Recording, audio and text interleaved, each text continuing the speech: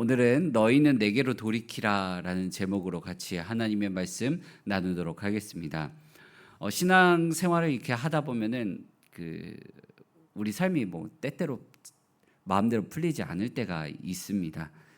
예배를 드리고 또 말씀 붙들고 살고 그렇게 살아가겠노라 하지만 몸이 또 예전 같지 않을 때도 있습니다. 또 믿음으로 자녀를 내가 양육하겠다 기도하고 또 교회도 데리고 오고 하지만 자녀가 또 내 마음대로 자라는 경우가 잘 없습니다. 또 그렇게 자녀에 대한 이 걱정과 근심이 언젠간 좀 끊어졌으면 싶지만 그게 삶에서 끊어지지가 않습니다. 또 학생들은 어떻습니까? 공부한다고 하지만 성적이 마음만큼 잘 나오지 않아 이 입시에 실패하여 또 마음이 아파하는 자들도 있어요. 또 이렇게 청년들을 보다 보면 취업하고 일을 하면은 뭔가 삶이 새롭게 변화될 것 같지만 그게 또 만만치가 않고 여유가 없습니다. 또 평생 일하며 살아왔지만 그 은퇴 이후의 삶이 걱정이 되기도 합니다. 이때마다 우리 마음속에는 그런 마음들이 한 번씩은 드는 것 같아요. 내가 이만큼 믿음 생활하고 기도하면서 살아왔는데 뭔가 하나님께서 날 돌봐주시진 않을까, 내 삶 가운데 돌봐주시면서 응답해 주시진 않을까라는 마음을 들기도 합니다. 이런 생각 한 번씩은 다 해보셨을 겁니다. 근데 반대로 이 어려움이 우리 삶 가운데 찾아온다면 반대 생각도 들어요. 내가 무슨 죄를 지어서 그럴까? 내가 무슨 잘못을 했을까? 내가 신앙생활 가운데 뭘 소홀히 했나?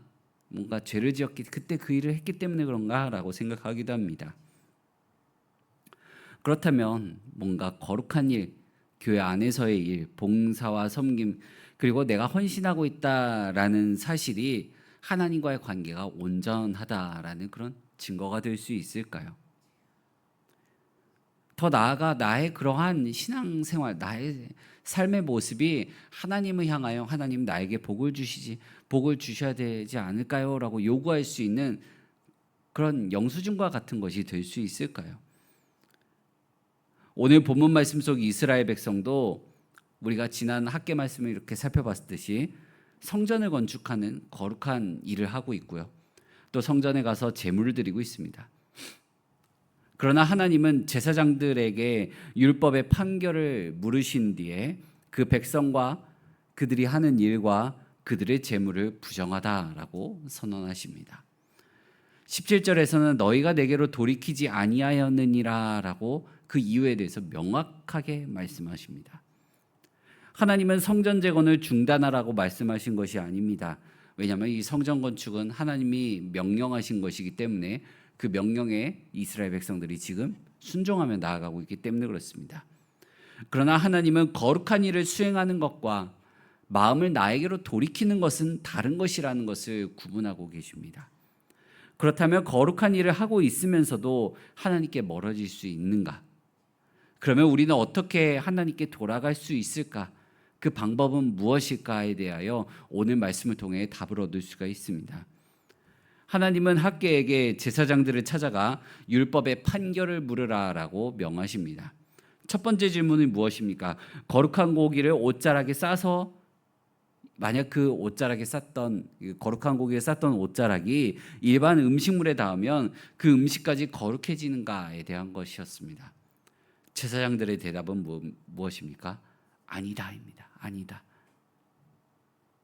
두 번째 질문은 시체를 접촉하여 부정해진 사람이 음식에 닿으면 그 음식이 부정해지는가에 대한 것이었습니다. 제사장들의 대답은 무엇입니까?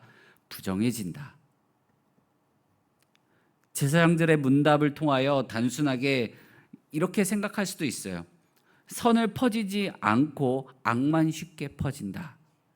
단순하게 그렇게 생각할 수도 있지만 그것은 아니라는 것입니다. 질문의 초점은 무엇입니까? 거룩한 것과 간접적인 접촉이 사람을 자동적으로 거룩하게 만드는 것인가? 라는 것이에요. 근데 그렇게 만들지 않는다는 겁니다. 성전은 거룩하지만 성전을 짓는 사람이 자동으로 거룩해지는 것은 아닙니다. 제물은 거룩하지만 제물을 드린다는 사실이 드리는 사람의 불순종을 자동으로 지워주는 것이 아닙니다. 이처럼 이 레위기 말씀 가운데 이제 비추어서 보게 되면 속죄 제물을 드린다 한들 그 제물을 하나님께서 반드시 받으시는가? 그것은 아니라는 거예요. 더 거슬러 올라가서 창세기 말씀을 가게 되면 제사를 드린다 한들 그 제사를 하나님께서 다 받으시는가? 아벨과 제사로만 보더라도 그렇지 않다라는 것입니다. 근데 이러한 동일한 원리가 우리 신앙 생활 가운데도 적용됩니다. 우리가 교회를 아무리 오래 다닌다 한들 그게 회개를 대신하지 못합니다. 봉사와 헌금이 관계 가운데 있던 그 죄를 덮지 못합니다. 내가 큐티를 하고 예배를 드렸다는 사실이 말씀에 순종했다라는 뜻이 아닙니다.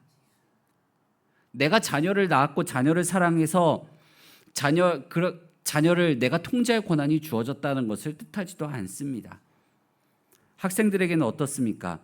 열심히 공부했다는 사실이 원하는 결과를 낳고 그것을 하나님께 요구할 권리가 되지 않는다는 것이에요.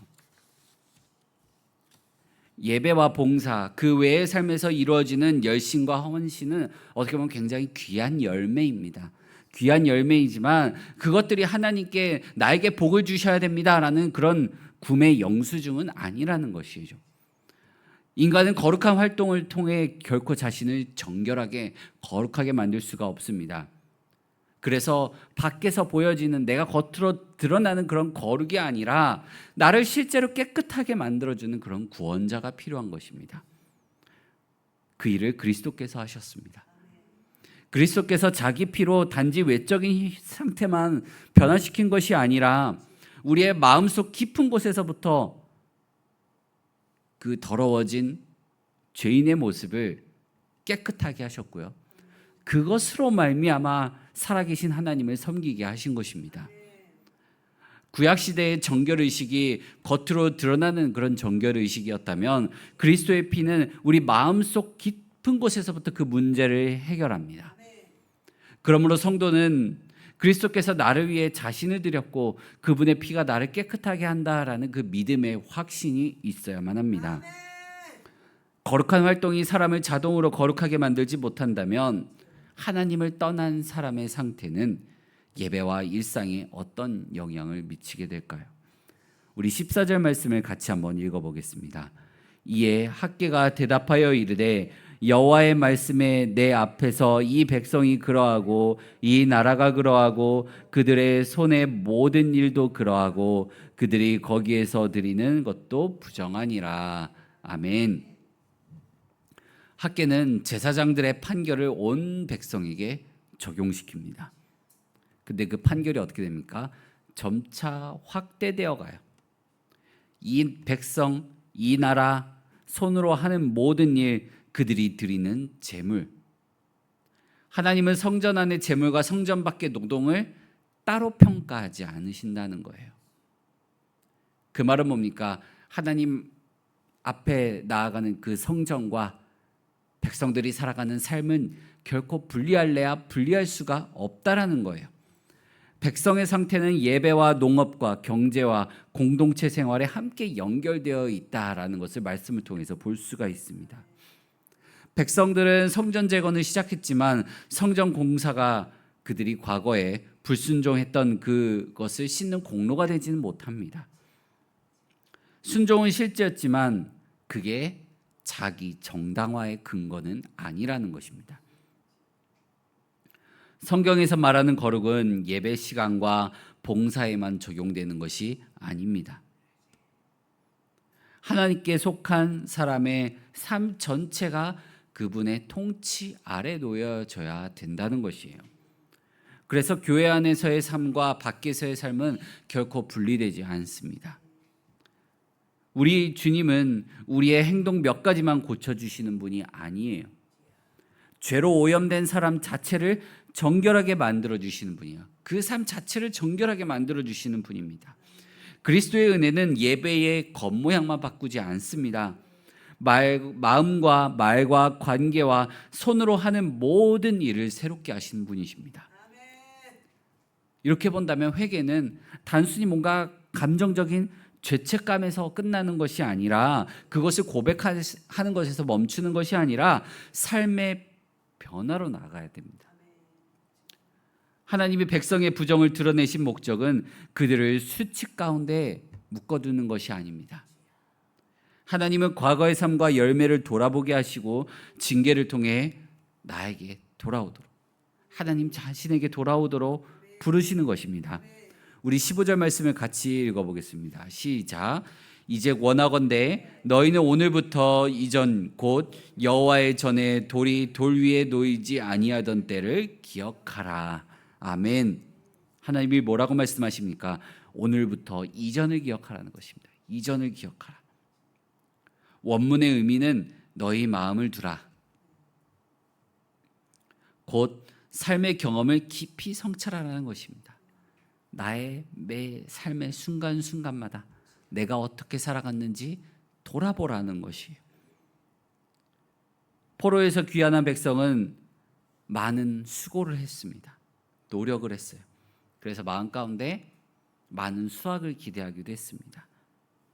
근데 그 시간이 짧았나요? 결코 짧지 않았어요. 20년이 가까이 되는 세월이었습니다.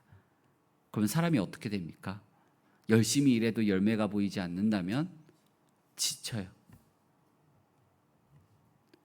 이처럼 돌아온 이스라엘 백성이 수고를 했지만 현저히 적은 결과, 적은 수확을 얻었습니다. 이것은 학계 시대의 특정 언약 공동체에게 행해진 특별한 징계였습니다. 그래서 선지자를 통해 하나님께서 그 재앙의 의미를 직접 밝혀주십니다. 그래서 오늘날 모든 질병과 삶 가운데 임한 경제적 곤란, 삶의 어려움을 개인의 특정 죄에 대한 직접적인 형벌이라고 단정해서는 안 됩니다.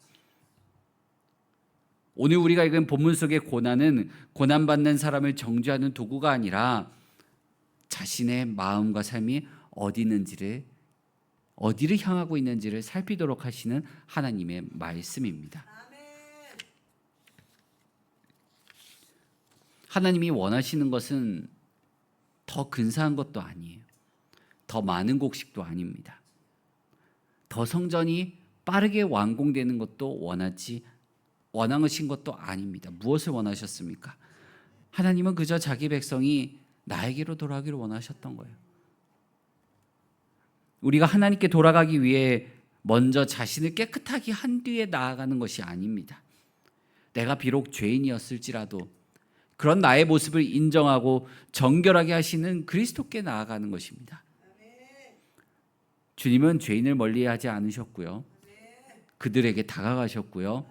사람들이 부정하다 여기는 자들과 함께 어울리셨고 먹고 마시셨습니다. 그렇습니다. 사랑하는 성도 여러분, 오늘 우리의 형편이 바로 바뀌지 않을 수 있어요. 그러나 우리의 삶의 방향은 하나님께로 돌이킬 수 있습니다. 하나님은 열매가 보인 뒤에만 은혜를 주시는 분이 아니십니다. 열매가 없는 와중에도 은혜를 주셨습니다. 그냥 열매가 없는 중이 아닙니다. 메마르고 바짝바짝 타들어간 그런 모습 가운데도 은혜를 베풀어 주셨고, 그렇게 황폐하고 메마른 자리에서 자기 백성을 부르시고 새 출발을 약속하셨습니다.